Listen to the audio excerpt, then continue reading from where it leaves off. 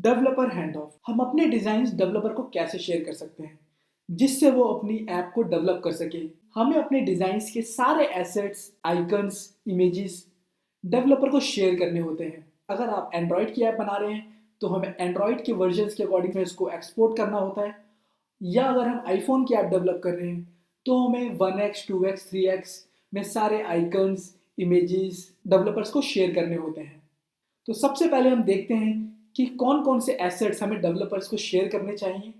तो जैसा आप स्क्रीन में देख पा रहे हैं, ये हमारी एक साइन अप स्क्रीन है। तो इसमें हमें सारे एसेट्स अपने डेवलपर को शेयर करने हैं। तो इसमें से कौन कौन से एसेट्स हैं जो हम डेवलपर से शेयर कर सकते हैं। जैसा स्क्रीन में हम देख पा रहे हैं, हमारे पास एक लोगो है, हम इस लोगो को एक्सपोर्ट कर सकते हैं। हमारे पास एक ये ग्राफिक है, इसको हम शेयर कर सकते हैं। हमारे पास एक बटन है, इसको हम शेयर करेंगे। हमारे पास इमेजेस हैं फेसबुक और गूगल की, हम इसको एक्सपोर्ट करेंगे। जो भी आइकन हो या कोई इमेजेस हो जो इंटरनली हमारी ऐप में यूज़ होने वाली हैं, हम उसको एक्सपोर्ट करेंगे। हम इस आइकन को एक्सपोर्ट करेंगे, फ्लाइट आइकन को एक्सपोर्ट करेंगे और होटल आइकन को एक्सपोर्ट करेंगे। हम ये नीचे की इमेजेस को एक्सपोर्ट नहीं करेंगे क्योंकि ये सारी इमेजेस डाटाबेस के थ्रू आएगी।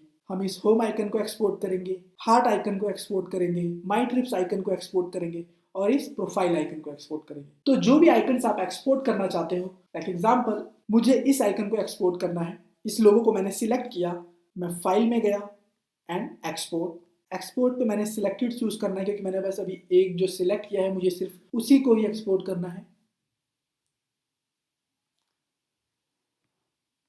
और मैं डेस्कटॉप में सेव करता हूं और मैं नेम देता हूं एसेट्स। हम जो भी इमेजेस एक्सपोर्ट करेंगे वो हमें पीएनजी में एक्सपोर्ट करनी है, हमें जेपीजी और जिप में एक्सपोर्ट नहीं करना, हमें सिर्फ पीएनजी फॉर्मेट यूज करना है। तो हमारा ऑलरेडी यहाँ पे पीएनजी फॉर्मेट सिलेक्टेड है। सेकंड, अब हमें यहाँ पे चूज करना है हमें किसके लिए एक्सपोर्ट करना है, आईओएस के लिए, एंड्रॉयड के लिए, डिजाइन वेब। अगर हमने एंड्रॉयड ऐप डेवलप की है तो हम एंड्रॉयड सिलेक्ट करेंगे। तो एंड्रॉयड में यहाँ पे कुछ मल्टीपल ऑप्शंस आप देख पा रहे हैं। हमारी एक single image in multiple versions में एक्सपोर्ट होगी। तो जो 100% है वो है मीडियम डीपीआई। तो जैसे मैं इसको एक्सपोर्ट करता हूँ तो मेरी एक ये single image in multiple format icons में एक्सपोर्ट हो गई है।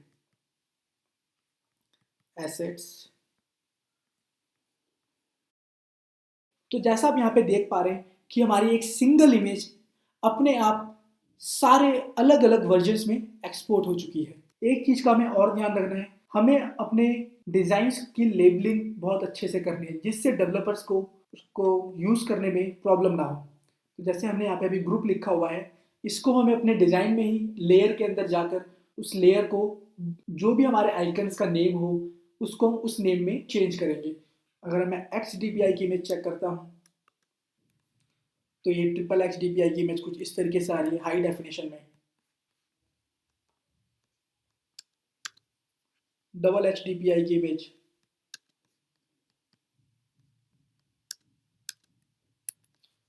तो इस तरीके से हम एक इमेज को मल्टीपल फॉर्मेट्स में सेव कर सकते हैं। मगर क्वेश्चन ये है कि एक इमेज हमारे मल्टीपल फॉर्मेट्स में सेव होती क्यों है?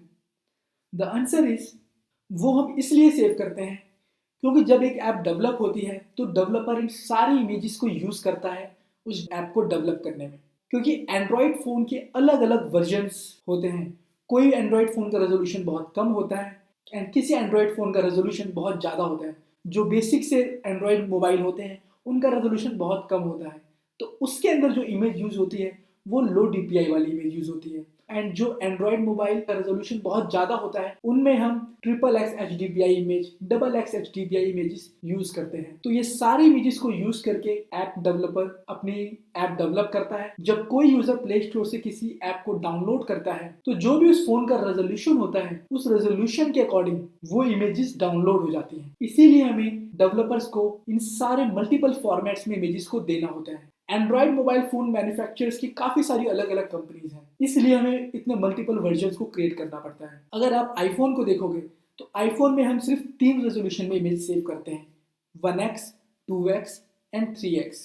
तो सबसे पहले हमें डिफाइन करना है कि हम किसके लिए ऐप डेवलप कर रहे हैं, वो एंड्रॉयड के लिए है या iOS के लिए। तो ये सारी इमेजेस हम एंड्रॉइड के लिए डेवलप कर रहे हैं। एंड जब भी आप डिजाइन बनाएं तो हमेशा आपको वेक्टर आइकन्स यूज करने चाहिए, क्योंकि अगर आप कोई पीएनजी इमेज को यूज कर रहे हो, जब आप अपने डेवलपर्स के लिए उसको एक्सपोर्ट करोगे तो उस इमेज का रेजोल्यूशन बढ़ जाएगा। जब वो इमेजेस एक्सपोर्ट होंगी 1x 2x 3x में, तो वो इमेजेस पिक्सेलेट हो जाएंगी अगर वो वेक्टर्स नहीं है। तो इसीलिए हमें अपने डिजाइन्स में वेक्टर्स यूज करने हैं, जिससे जब हम एक्सपोर्ट करें किसी भी इमेजेस को तो वो पिक्सेलेट ना हो।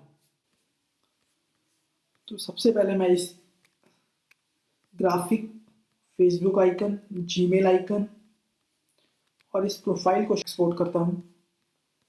Selected and export. तो हमारी सारी इमेजेस उस फोल्डर्स में उस साइज के अकॉर्डिंग सेव हो जाएगी।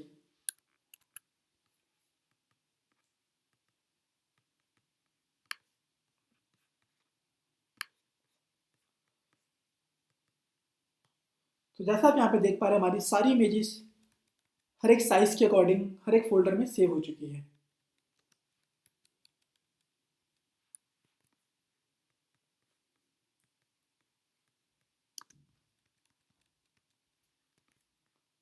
और अगर मैं हाई डेफिनेशन वाली इमेज को चेक करता हूँ, तो जैसा आप यहाँ पे देख पा रहे हैं, सारी इमेजेस का रेजोल्यूशन हाई डेफिनेशन इमेजेस में सेव होते हुए सबका रेजोल्यूशन सही है। एडोब एक्सडी के थ्रू हम बहुत ही इजीली अपनी सारी इमेजेस को एक वन क्लिक के अंदर एक्सपोर्ट कर पाते हैं। वैसे ही अगर मुझे इन इमेजेस को आईफोन के लिए सेव करना हो, तो मैं इसको एक्सपोर्ट करता हूँ, फाइल, एक्सपोर्ट, एंड अब मुझे चूज करना है iOS। तो 1x 2x 3x के अंदर हमारी सारी इमेजेस सेव होंगी।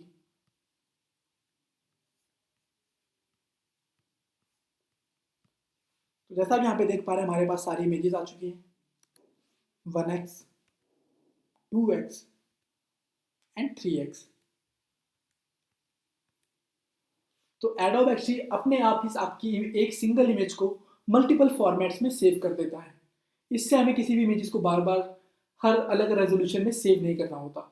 तो इस तरीके से आप अपने सारे एसेट्स को डेवलपर के साथ शेयर कर सकते हैं। आइए अब जानते हैं कि हम जैपलिन का यूज़ कैसे कर सकते हैं।